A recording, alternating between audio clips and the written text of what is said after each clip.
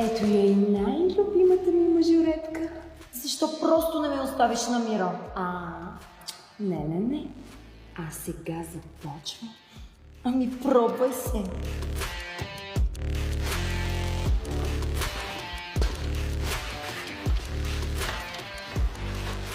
Какво става, брат? Запознай се с моят човек Веско от Б клас.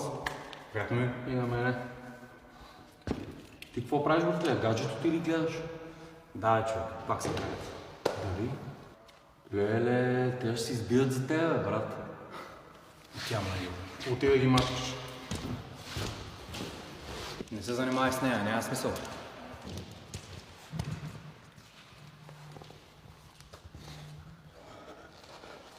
Направи ли ти нещо?